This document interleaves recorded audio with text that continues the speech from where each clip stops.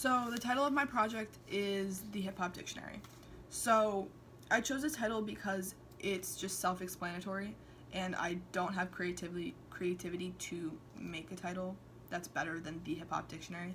I think self-explanatory titles are the best because it gets the point across about what the project is going to be.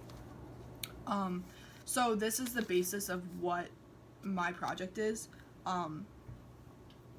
I'm creating a zine, which is essentially a mini magazine, and it's going to be on the language used in hip-hop.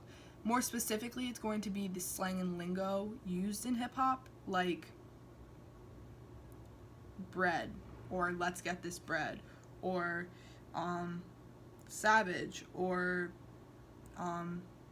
like haters, like all these different words that artists use. I'm going to listen to a variety of hip-hop music spanning from when hip-hop started up until now, and sort of compile a collection of words and phrases that I hear often, and I'm going to include them in this dictionary. But I'm also going to put emphasis on the words that have influenced society the most. Like, let's get this bread, a lot of people use in society today, whether or not they're referring to hip-hop. So the way I'm, like, in addition to listening to music to compile these words, I am going to take to social media to ask people to submit words that they hear in hip-hop. So, I'm doing this only because I find it interesting. I find the lingo in hip-hop interesting and how it affects its listeners, and more specifically how their listeners use these words that they're either creating or that they're using, and that's what's starting the use of these words. So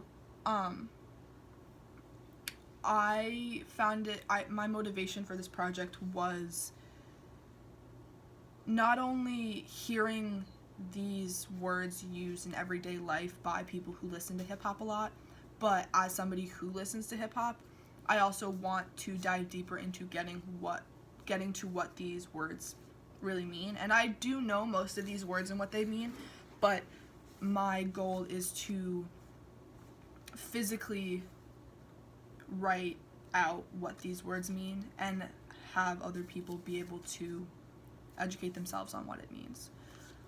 So stemming from this idea, my element is MCs, or rappers. And so I chose the element of MCs because it's how rappers make music. Like, the words that people use in society, like this lingo, comes from hip-hop. So it's the words used, it's how rappers make their music. They use these words to make their music. They use these words to get across their message.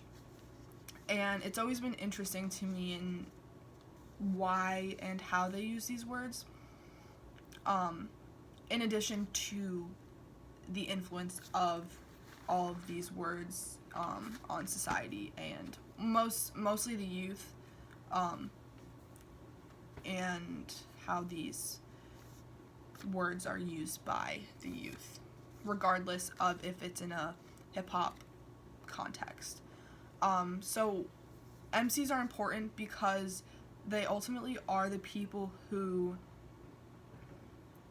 are spreading these messages and using these words, and it's how they communicate their message.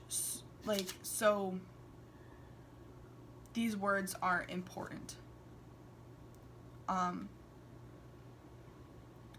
These words are being used by the MCs, being used by the rappers. So I thought that focusing on the element of MCs would be the most logical and reasonable for my idea of doing this dictionary of hip-hop. For the coil aspect of this project, I not only am reaching out to the Colombian students to ask what language, like if there's any lingo that they have in hip hop that we don't, or if there's any lingo that the US and Colombian hip hop use. But I learned through Coil that within hip hop in the US and within hip hop in Colombia, there's both similarities and differences.